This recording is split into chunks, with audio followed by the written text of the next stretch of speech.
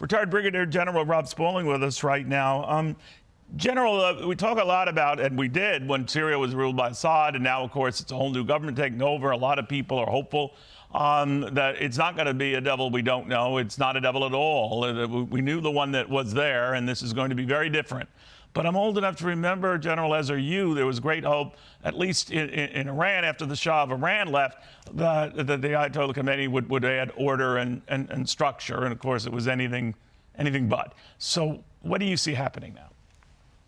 Well, I don't believe that, we're going to see some great civilizations arise out of Syria. I think the bigger lesson to learn here is the incredible weakening of Iran just since the election, our election in early November. And you just see Iran starting to contract in terms of its ability.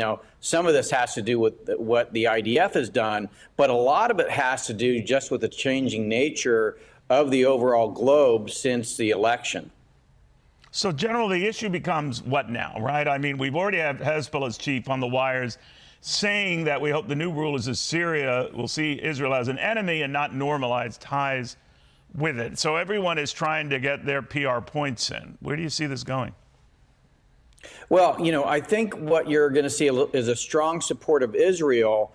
And more importantly, we're going to see a lot of our adversaries start to rock back on their heels. You're already starting to see Russia clear out of Syria. Yeah. You're seeing the withering of Iran, and I think you're going to start to see China begin to do some retraction of some of the things that they've done.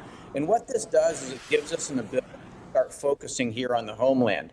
Digital infrastructure, the fact that we have drones, flying around that people are worried about. I'm not as concerned about that, but I am concerned about the ability to, in the future, detect and track those types of things. So building on our energy supply, building on our manufacturing, reshoring manufacturing here in the United States, protecting the homeland, I think that's going to be the name of the game for the next 4 years. And I think it's a very positive development, what's happening in the Middle East.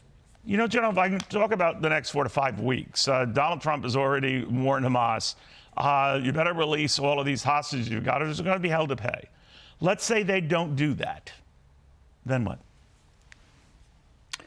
Well, first of all, I think the IDF has clearly established their supremacy in the region. They've dealt with Hamas. They've dealt with Hezbollah to the extent that they need more support. You're going to see weapons coming in to support them.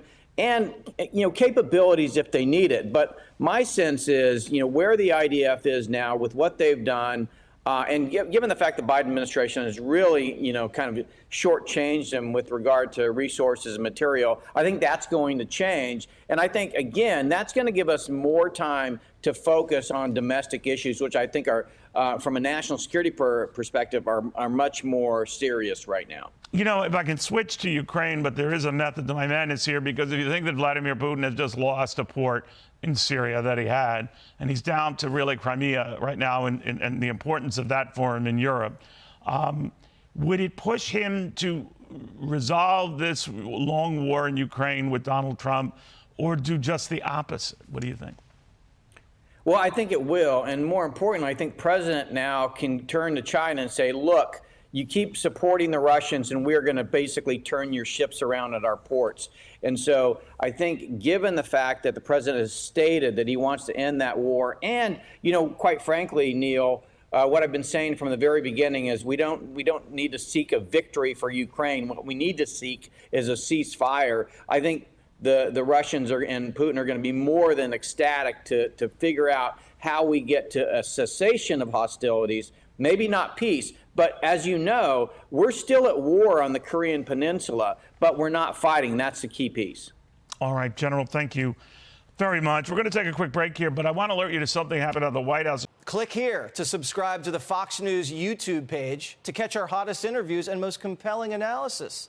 You won't get it anywhere else.